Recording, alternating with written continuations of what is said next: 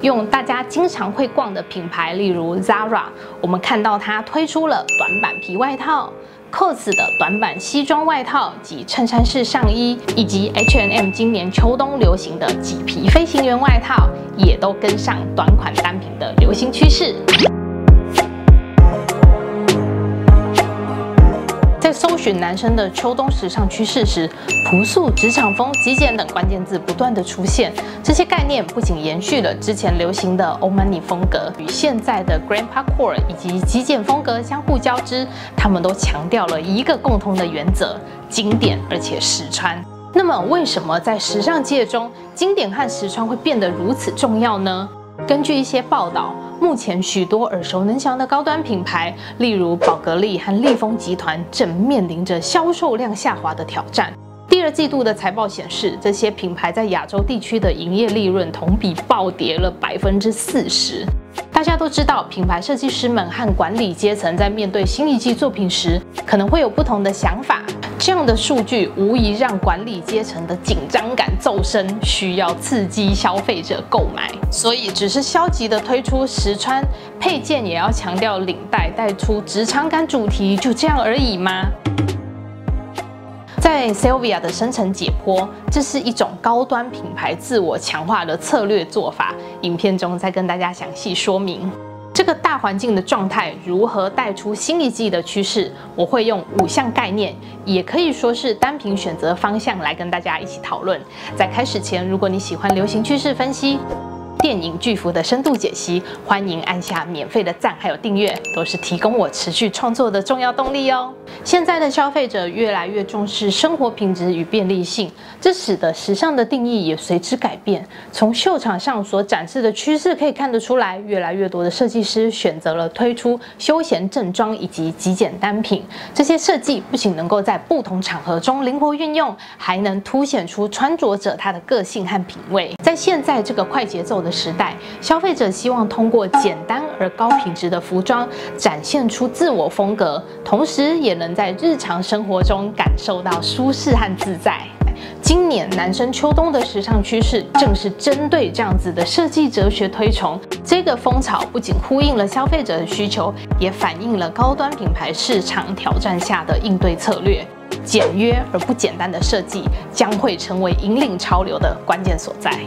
OK， 在我们男生们把造型做出 Old Money 或者是 Minimalism， 甚至是要追求 Grandpa Core 之前，他们有一些基础原则是相通的。第一，他们很强调优良的工艺还有款式经典，而不是炫目的设计或者是过于强调新潮流行的单品。想象一下，承袭几代人财富的世代，他有必要在衣服上印 logo 来强调我就是有钱，所以穿名牌吗？不，他们的作风会更加低调，选择经典款式，用很好的品味来展现与自己身份相匹配的地位。前面提到的这些风格，更在意的是整体轮廓、利落线条感，倾向于经典外形，并且用高质感的面料来衬托出穿着者对生活细节的品质要求。在现在快速变化的时尚界，各大品牌回归经典跟实穿的设计理念，在 Sylvia 看来，这不是消极的用实穿单品来刺激消费者，深层的来看，是一种品牌自我强化的策略。对设计师来说，少比多来得更加的困难。去繁从简的过程，要求设计师具备更高的敏锐度与技术，维持经典的同时，又要能够保有创新的元素。简单而深刻的设计哲学能够持久地吸引消费者。面对市场上琳琅满目的选择，大家越渴望那些具有时间考验的经典元素，以及能够在日常生活中轻松搭配的服装。这样的重要核心精神，从前几年的流行趋势中已经可以发现了，相信还会持续好几个季度。第二，面料品质要好。总不能穿个3次5次，这个领口就失去弹性，自动变荷叶边吧？怎么说都是世袭财富、有身份地位的 Old Money。当然，这种质量也绝对违背从爷爷衣橱传承的复古风。衣服都坏了，怎么传承呢？甚至对于极简主义来说，简约而不简单的设计呈现也取决于面料。因此，选用天然的高品质材料，例如秋冬会选用的皮革、麂皮、羊毛、棉；夏天很喜欢的麻材质，还有丝。其中最常接触的棉织物，也会因为单一纱线整理的越细，布料就会呈现得更加滑顺，也代表选用这些面料的人，他所具备对于细节讲究的品味。第三，强调中性色彩，也就是我上一支影片里提到超实用色彩组合 ，AKA 永不退流行搭配法。这个配色法的优点是，不论年龄、肤色都能使用之外，想要再加入不同的颜色去做搭配，也会变得很容易。影片中有搭配重点秘诀，就是分析它的配色黄金比例，连结会放在片尾，等等记得点过去复习哟。第四点，接下来我们看到设计上强调轮廓比例，特别是腰线的清晰定义。品牌例如 Balmain、Prada、Armani， 它透过展现了腰线的位置，成功的塑造出优雅且修长的身形。用大家经常会逛的品牌，例如 Zara， 我们看到它推出了短版皮外套。COS 的短版西装外套及衬衫式上衣，以及 H&M 今年秋冬流行的麂皮飞行员外套，也都跟上短款单品的流行趋势。即使不是短版单品，在休闲或者是半正式的场合中，从这些品牌新一季的宣传照片，也能发现和以往不一定会拿来扎进腰头的单品，例如背心、针织罩衫，开始也透过扎衣服的方式，刻意配合腰线的强调，维持利落优雅的风格。在同样的概念下，谈到大衣，理想的长度应该会落于大腿或者是接近膝盖的位置，直接和腰线位置拉开，避免模糊身形比例。从 Bottega Veneta 或者是 Louis Vuitton 这些高端品牌，到 Massimo Dutti 和 H&M， 他们都有推出了符合这样子长度要求的大衣。在设计上，这种强调腰线的风格，让男性的身形更显修长，带来了一种自信和现代感。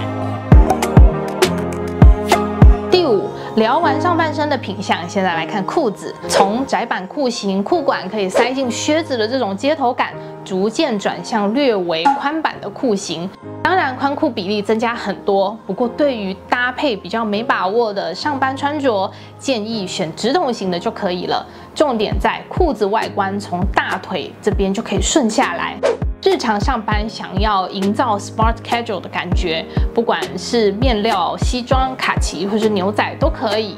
有2个重点确认部位，是我这么多年来帮我先生挑裤子的时候非常在意的细节，跟大家分享一下。首先，试穿的时候注意裤口和膝盖这边外观的线条要顺，随着宽版裤型的流行，这一点尤其重要。因为有时候裤子在架子上看起来比例很合适，这个外形我感觉蛮喜欢的啊。但是别忘了，我们身体是立体的，尤其是膝盖关节位置会在走路的时候呢，略略的往外撑。而且每位男性的臀部和腿部维度都会影响这件裤子穿着后的呈现，就会改变穿上后它的外形线条。另外，大腿围这边不要有太多的多余布料，看起来很像裤子松垮了，实际臀部的位置在视觉上也会被这些多余的布往下拉，所以维持利落修身的感觉是关键。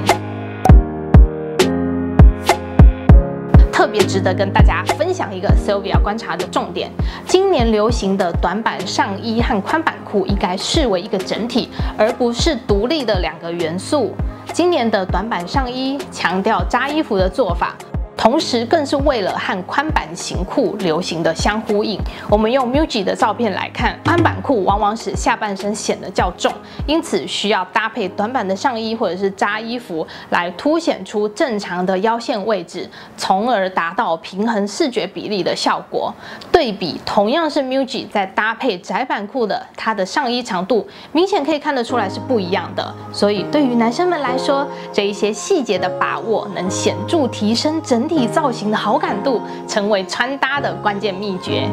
最后，我要告诉你一个重要的观念：在女性的眼中，男生的吸引力并不仅仅取决于先天的外貌，讲白一点就是帅气并不是单靠天生的颜值来决定的。你的帅可以透过适合的发型、质感的穿搭来提升，这些元素都能够有效地展示你的生活品味。所以今天提到的5个原则，它不是困难又前卫，而是简单快速。如果你是游戏中的角色，这些穿搭方式就像是你的装备和技能，对你的影响一定是超乎想象。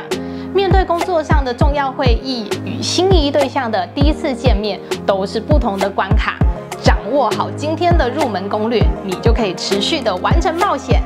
如果你喜欢我的影片，请订阅时尚左脑，别忘了开启小铃铛。每份订阅对我来说都是一个提供我持续创作的重要机会。我会持续发布更多用有趣方式介绍服装相关小知识的影片。谢谢你的收看，我们下次见，拜拜。